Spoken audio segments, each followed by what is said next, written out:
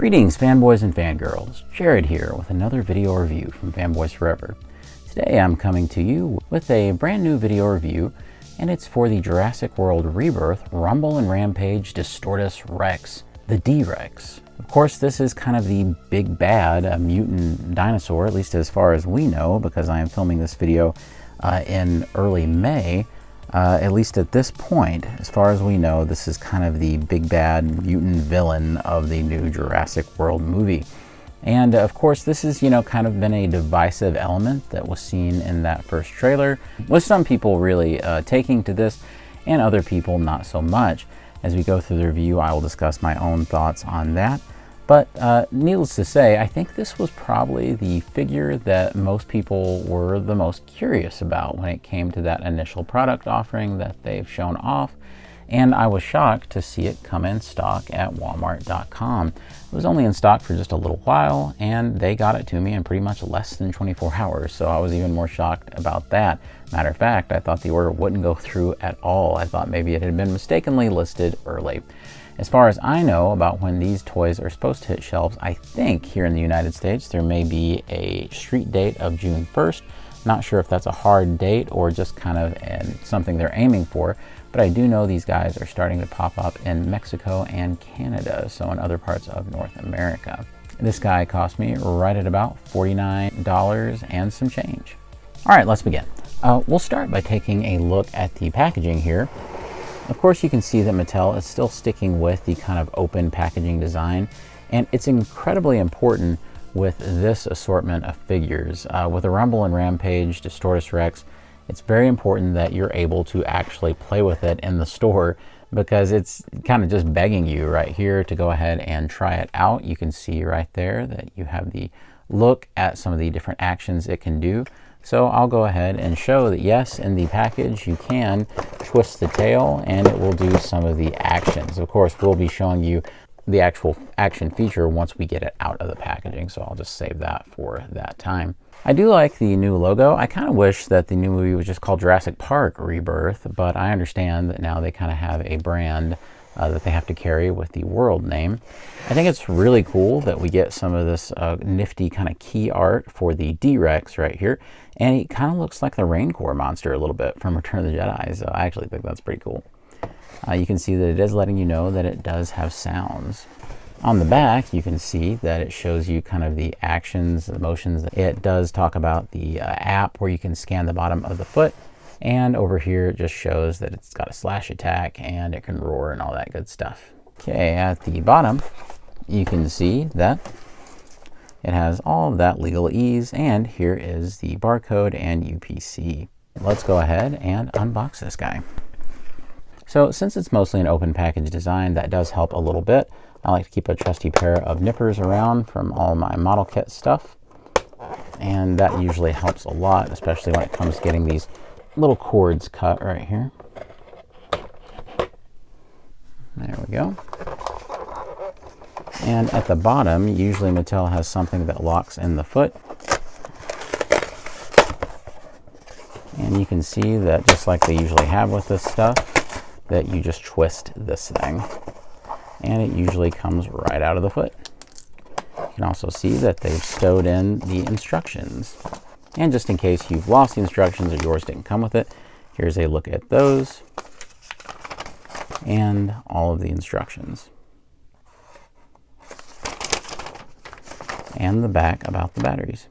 All right, and he lifts right out. Just so you know, there is kind of a little diorama in the back. I don't think that you can really salvage it, because you can see this big plastic piece is kind of glued to it. So if you took that off, it would ruin this. So this might as well just be thrown away. Kind of a shame, because it kind of looks neat. And before we begin the review proper, I am worried I will forget to show this. So in case you need this for the app thingy, this is the thing on the bottom of the foot. And here is the Distortus Rex out of the packaging. Quick shout out to Collect Jurassic on Twitter. I certainly have my notifications on for them, because they are doing an excellent job of letting us know when stock comes in for these guys on different sites. If it wasn't for that account, I never would have known that Walmart actually put this guy up, however briefly, and I was able to get one thanks to them. So thank you to Collect Jurassic, and I encourage you to follow them. So let's go ahead and take a look at this guy in terms of size, because I think it's kind of hard to discuss it without knowing exactly what scale of figure we're looking at. Just for fun, here is a Jurassic Park 3 Alan Grant. This is in the 3 3/4 scale. So you can see that that lines up, I think, pretty well with probably the size that we're going to see in the film, along with one of the Jurassic Park park workers from the first movie. So you can kind of see what that looks like with a 3 3/4 figure. If you're looking for something more in that 6-inch scale, here is Mirage Comics April from NECA, and you can see that that kind of causes him to be undersized, so it's definitely more of the 3 3/4 scale. And here is one of these smaller 3 3/4 Tyrannosaurus Rex figures that you could get. And here is the Hammond Collection T-Rex. You can see that he's almost pretty much the same size. And I think the Hammond Collection T-Rex, the tail goes a little bit longer, but really other than that, they're almost exactly the same size. This guy looks a little bigger because he's closer to the camera. And here is Roland Timbo, who is looking for a buck. I'm trying to set up base camp, not a buffet. All right, so let's go ahead and look at sculpted detail on this guy. You know, this is going to be kind of a hard area to necessarily judge objectively, because the truth is we just don't know exactly how this guy is going to look just yet in the film. However, we do have key art to look off of, not to mention some kind of passing glances at him in the trailers.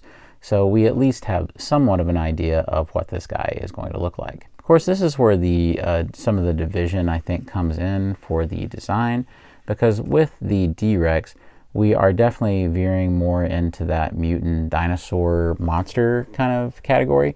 And that's actually something I really like in Jurassic Park. I know that's not for everybody, but I really like that kind of genetic monster gone wrong kind of thing.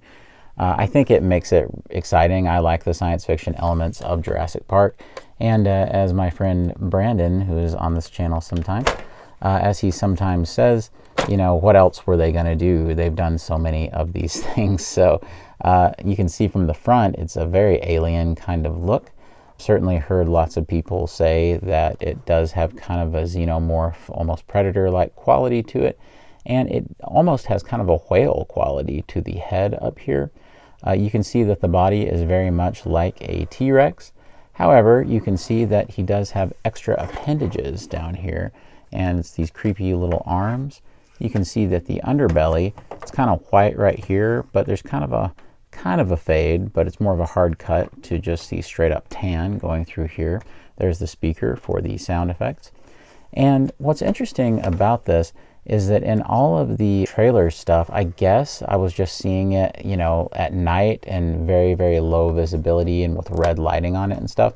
And I guess I was just wrongfully assuming that the creature was going to be more of just a very, very dark brown or black pretty much. And it appears that the coloration is closer to that of a traditional Tyrannosaurus Rex from the Jurassic Park series.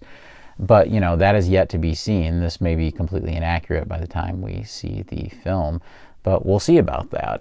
But certainly, I think that they've done a good job on the paint detail that is included here, especially with the speckling right here, this pattern. I think that is probably my favorite element of the paint. And certainly, the further down the tail we go, which is a tradition with a lot of these figures from Mattel, the less paint that you see. I really do like how the action feature is incorporated, because it's very hard to see. You have to be looking for it. I also like that there's kind of a crackliness to the paint right here. You can still see a little brown coming through, and I think that's really cool. I really like how the head looks. It's a very intimidating kind of look. And I especially like that they have all the details for the inside of the mouth. They even have kind of the sides of the jaw. And as a lot of people have pointed out so far, it does appear Mattel has really sharpened up the teeth this time, and they're using a soft, kind of safe rubber on the teeth. So it looks awesome, but it's still safe for the kids. I also like that even though this is one of the more limited articulation kind of designs that we see, you know, not the Hammond Collection thing, that the pose that you're kind of, I guess, suggested to put him in, it really holds it well. You can see where he has 3 appendages down, and that really does give him a lot of support. let's see all the different articulation. Some of this is articulation that will hold, and some of it's just some that you can just flex. So like the neck here, it won't hold any of that, but you can certainly flex it back and forth. It can go up and down, but it won't hold any of that. But if you want to just, you know, do this, you can. The jaw won't hold, but you can do that, and it's part of the action feature. You can see with the arm, you can do that, but that won't hold at the hinge. You can bring it up and down on ratchets if you like, and that probably would have impact on the action feature and what it does. Now, this bend at the elbow with this single hinge does hold, and you can do whatever you like with it. You can't rotate it, so it's just an up and down hinge. You do have a wrist swivel right here, so that's handy. Over here at the leg, you do have ratchets, but keep in mind that the more you ratchet it, it will probably have a harder time standing in some of that. You can try things like this, but as you can see, it's hard for him to balance that. He's definitely going to be more on like his 3 appendages. You can rotate it here at the ankle, but it does look a little funny. However, it's good for stability stuff. Same with this ankle. Same with this one as well, so that it's at least a rotation at each of the feet. And back here at the tail, you can kind of move this around, and this gets into the action feature that flexes all of this. And here at the tip, you can actually rotate it. However, you know, it looks a little funny if you kind of get it out of alignment with the sculpt. Over here on this side, you can see that this arm definitely can flex along with this leg the same way with those ratchets, and you do have that rotation there at the bottom. With these 2 little arms, they mostly just hang there. They don't really flex and hold necessarily. However, with the action feature, they sometimes kind of flail around freely, which I think is the intention. Speaking of the action feature, let's go ahead and try that out. There's 2 distinct action features. The first one is by grabbing the tail back here, you can take it and his arm will come up and he'll come down and slash. So I think that's really cool. Let me get it in kind of a more apt position for us. And you can see that. So I think that's really aggressive and pretty awesome. I could see like a 7-year-old me absolutely loving that. Let's see who our victim will be. Well, it's none other than Steven Spielberg. Here he is. So let's go ahead and get Spielberg all set up. All right, guys, looks like it's going to be great. So there we go. Poor Steven Spielberg. All right, let's go ahead and check out the other action feature, and that has to do with the button that you press right here. And this is really what I think is the coolest thing on the figure. And if you press it in, chomp, and then he does this weird shake. It's really kind of frightening. It's sort of unnerving, actually. And you can also hold it in. So if you wanted to, we'll have our next victim be, let's just say, a Jurassic Park worker right here from the first film. So we'll put him right here, and let's see if he can get chomped. It may take me a couple of tries here, but it's kind of gruesome. Let's try that again. Maybe if I had taken him to the side. There we go.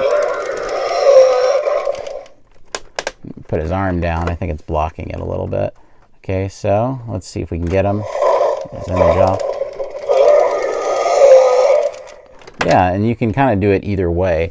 So that way you can kind of have him bite down and you hold the button and he can kind of shake his prey. Or you can have him just go down like this and then come back up and kind of...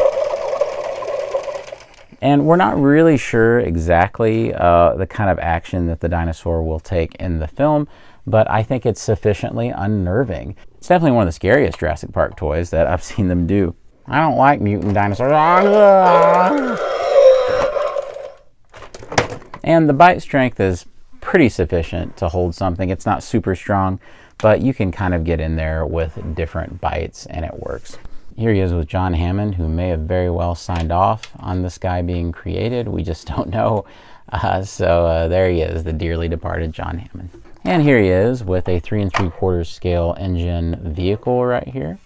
And just so that you can see, here we have a Jurassic World comparison. And definitely this guy comes out a little bigger, I think. But still, they're fairly comparable. So it does give you a little bit of an idea of what to expect. And just so that we can see him attack some other folks, here is Dennis Nedry. Even though he's dead, you know, we can still torture him in the afterlife. So, yeah, see, you're not so bad.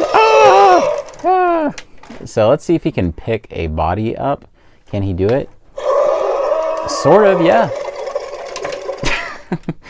He kind of shakes his prey loose, so that's something to be aware of. And here is a random mercenary guy. I think he might have came with the playset diorama back there from Dominion.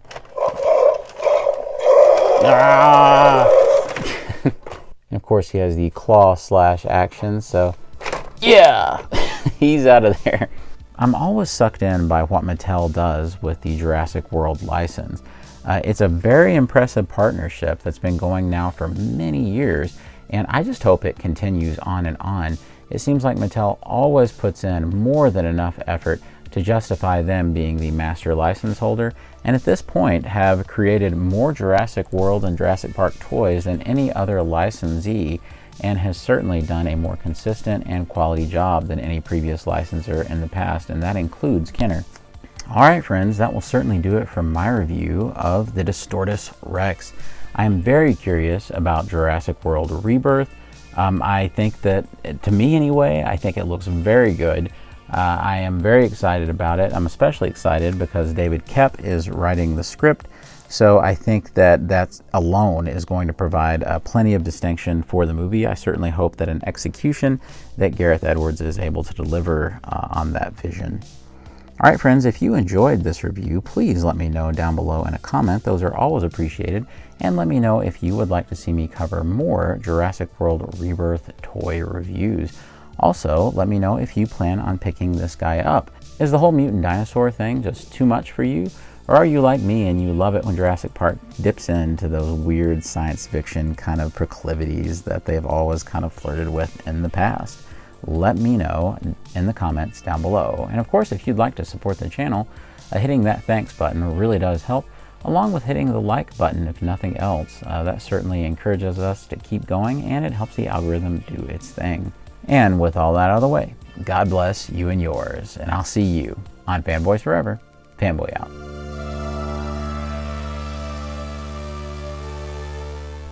Alright guys, looks like it's going to be a great shot at